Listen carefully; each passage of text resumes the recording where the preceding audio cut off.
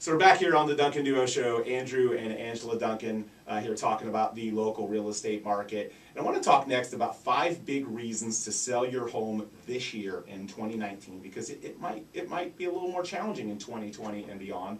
You know, you've heard rumblings of a shift in the real estate market, of prices softening, the number of home sales reducing, and all of these things. And I can tell you, having been in the industry for 14 years now, when I, you know, in the mid to late 2000s, I know it has. It's been 14 years. It makes me feel old. I totally feel old now. Yeah. Can we just hang up the show and quit? Yeah. Like, can we retire now? Yeah. So nonetheless, having been in the business for as long as we have, and having gone through multiple real estate cycles, the last time that the real estate market shifted, I can't tell you how many times I talked to customers who waited too long to sell their house, who were greedy, who priced it too high because they thought that the prices from a year ago were still valid today, or that thought that prices were just going to keep going up forever. And they lost their house. They lost their you-know-what. They lost $10, $15, $20, $100,000. So don't be greedy. Don't wait. Don't think you can time the market. There are experts that get paid millions of dollars to time the market, and they get it wrong. So don't wait. I can't. You know, again, we don't know what's going to happen in 2020. I do know the signs are out there that start to show the market softening a little bit, and sellers and buyers take a little while to take notice. So do agents.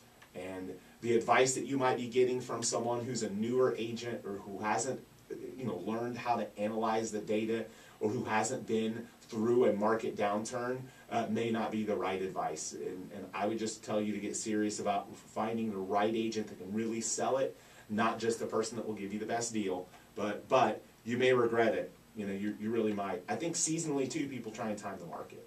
They try and say, oh, well, I'm going to put it on the market in the spring or summer because that's the best time. Well, that's when everyone else is putting their house on the market. Most competition. Yeah, you get the most competition. Right now, I can tell you the market needs the inventory. You know, there are buyers out there ready, willing, and able to buy in a lot of neighborhoods at price points. And a lot of them have already gotten ready for the spring and summer market. They're thinking about, we need to move this summer, so we need to find a home now because it's going to take time to find it and close, so it's still a great time. And let me tell you this too, once the market starts to shift, okay, it takes a lot of momentum to move it back in the other direction.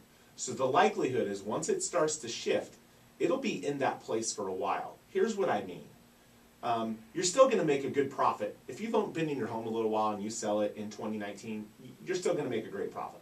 Will you make as good of a profit in 18? Maybe about the same. When it gets to 2020, maybe it would be worse.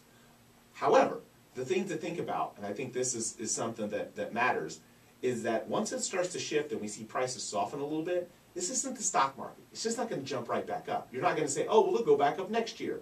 If they start going in that direction, they're going in that direction. It's like a big heavy ship. It's hard to move. It's not just going to suddenly start rising again. Once it starts heading in that direction, it will keep heading in that direction. It won't do it very fast.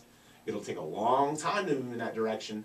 But release the optimism. Look, I'm telling people to release the optimism because I'm usually an optimist. Yeah.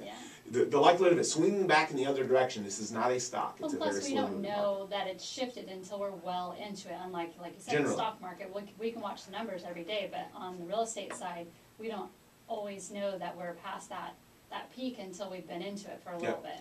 And you're still going to make a handsome profit. Maybe it's $5,000 less than you would have last year. But if you keep waiting, it could be 10 or 20, or eventually the slowdown in value rise could eat up all your equity. You know, and so there's high demand for homes, you know, appropriately priced homes. The article says 300,000. I think in our area it's more like 400 and even 500 in some neighborhoods like South Tampa, where there's just a strong demand for housing still out there. Interest rates have softened. They're still historically low. The demand for housing is still really, really strong. Is it as strong as it was a year ago? Probably not, but it's still historically very strong. If you look at the last 50 years, it's one of the best. Still a really, really strong you know, real estate market. And I heard a buyer the other day mention too, this being a good time of year because they're getting their tax refunds, even though, you know, I don't consider that a tax refund. It's just the government holding your money for they're just giving you your money back. But you know, finding a better way to spend that money definitely is to put a down payment on the house. Correct. Yeah, no doubt about it. Mortgage rates are still at a historic low. They're at a new low. They kind of crept up for a little bit late 18, and now they're back, you know, down really low again. So mortgage rates are incredible.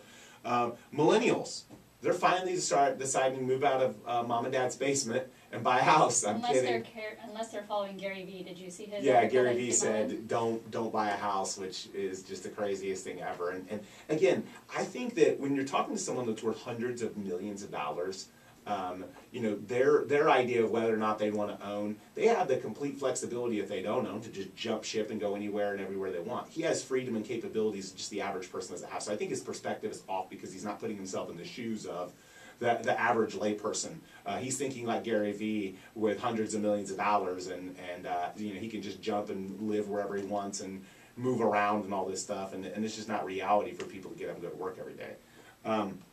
The other thing is millennials are jumping into the real estate market, so there is a surge of them that hopefully will help fuel and keep the real estate market moving forward. So a lot of really good reasons to consider selling your house in 2019.